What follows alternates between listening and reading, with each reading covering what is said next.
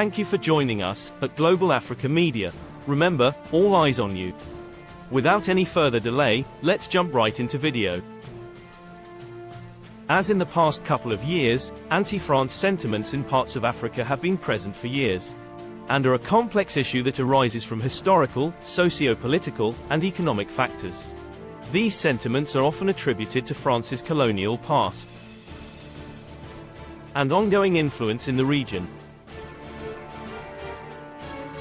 After many African nations gained independence in the 1960s, France maintained a significant role in their affairs through military bases, financial aid, and political support. This relationship has been termed by some as Francafrique, a term often used pejoratively to describe the controversial relationship between France and its former African colonies. While it's difficult to say definitively whether anti-France sentiments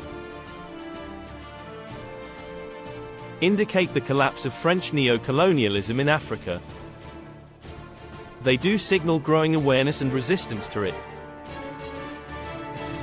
Many young Africans today are educated and informed about the global geopolitical landscape, and there is a growing voice for full sovereignty and an end to external influence, whether from France or other countries. However, it's also worth noting that the relationship between France and African countries is not universally negative. Some African nations have benefited from French support in times of crisis, whether it's military aid to fight insurgencies or humanitarian aid during natural disasters.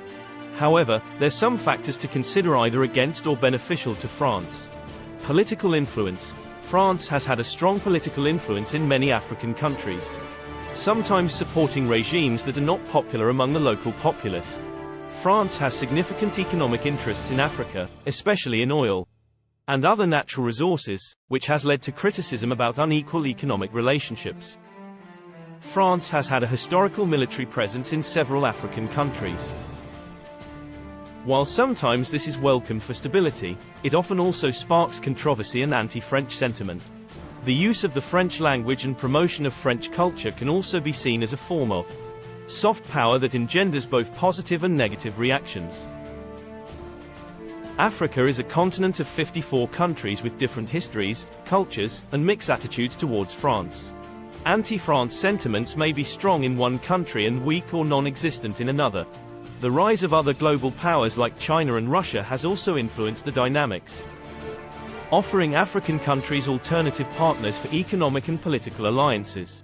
With social media and a more connected world, public opinion can quickly influence political decisions, making it more difficult for unpopular external influences to maintain their positions without scrutiny. Given all these factors, the sentiments against France could be a part of a larger re-evaluation of the country's role and influence in Africa. Please, jump in, and leave comments below. Also like and subscribe. Thank you.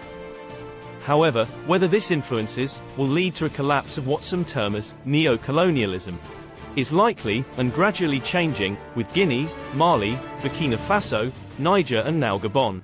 Certainly, the relationship between France and African nations is complex and multifaceted.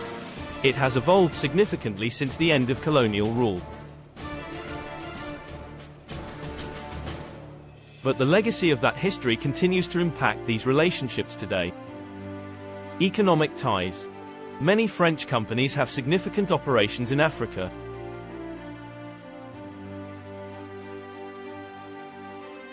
particularly in sectors like oil, mining, telecommunications, and infrastructure. The CFA franc, a currency used in 14 African countries,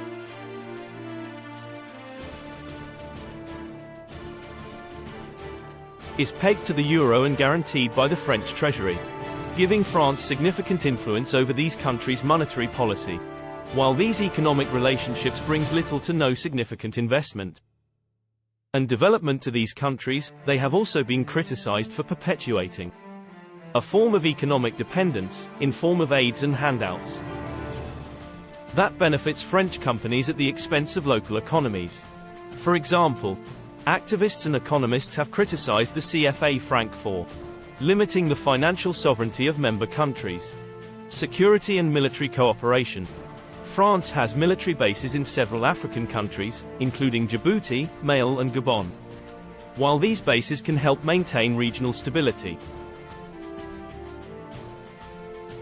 critics argue that they serve to protect French interests, rather than the interests of the African nations. France has intervened militarily in Africa on multiple occasions, most recently in Mali, in 2013 to help the government combat Islamist militants. While initially welcomed, prolonged military presence often becomes a point of contention with local populations. Political influence. France maintains strong political ties with many African puppet leaders.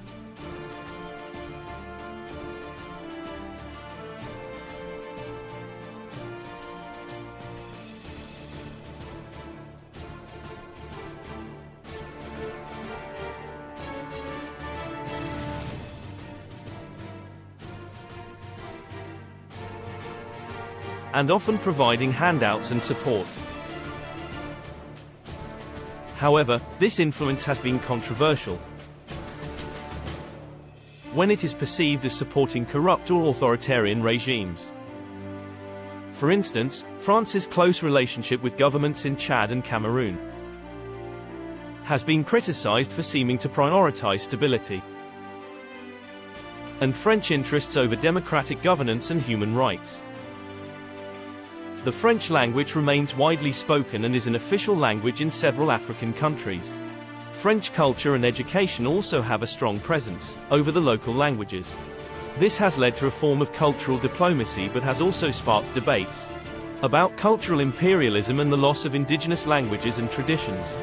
Changing global dynamics. Other global powers like China, Russia, Turkey and India are increasingly active in Africa, providing African nations with alternatives to traditional Western allies, neo-colonialist and the imperialist. This shift could dilute France's influence over the long term, and is often cited as a factor that could lead to a re-evaluation of France's role in the continent. Public sentiment and activism. Modern communications technology, including social media, has allowed for a more open discussion about the nature of the relationship between France and African countries. Grassroots movements and civil society organizations in Africa are increasingly vocal in critiquing the relationship, as are diaspora communities in France and other parts of Europe. While it is hard to predict the future, the evident is that the relationship between France and Africa is at a crossroads. Guinea, Mali, Burkina Faso have recently cut ties with France, and Niger is working on breaking ties likewise. Gabon military junta, dethroned, 5 decades of family dynasty rule. Another big blow to France. While Ivory Coast, Benin and others are still a waiting game for now. Whether this will result in the collapse of what is often termed as French neo-colonialism is yet to be seen. The trends suggest a re-evaluation and possible recalibration of this relationship, influenced by a multitude of internal and external factors. The colonial history between France and several African countries has left a lasting impact that continues to shape the economic and political landscape of these nations. Despite gaining independence around the 1960s, many Francophone African countries are still entangled in a complex web of financial obligations, often referred to as colonial tax, to France.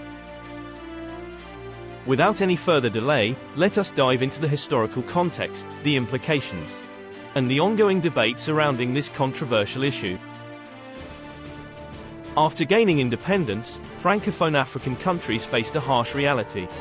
Infrastructure, including schools, public buildings, and agricultural assets, were either seized or destroyed by the French. Guinea, for instance, received a £10 million economic reserve from Ghana's president, Osagyefo Dr. Kwame Nkrumah,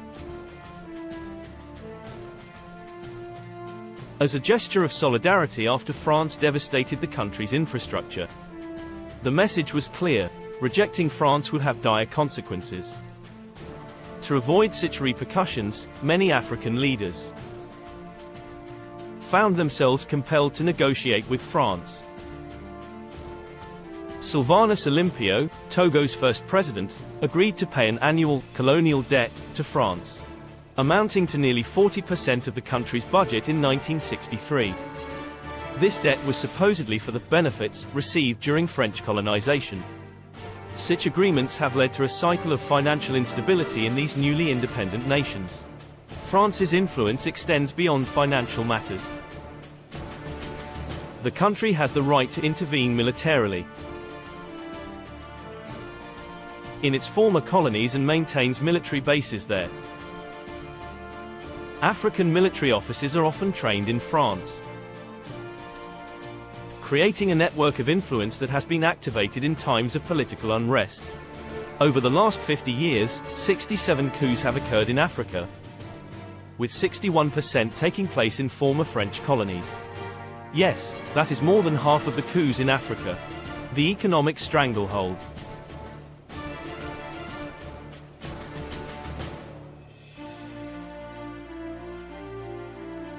14 African countries are required to deposit 85% of their foreign reserves in France's central bank, effectively giving France control over their economies. These countries can only access 15% of their reserves each year. If they need more, they must borrow their own money from France at commercial rates. This system generates approximately $500 billion annually for France.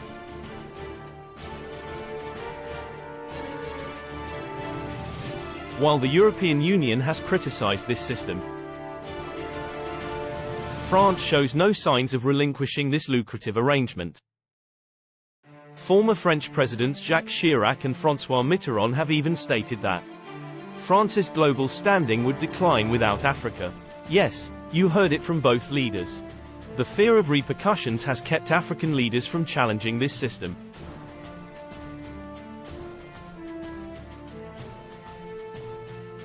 However, the onus is not just on the politicians, but also on the people to understand and confront this issue.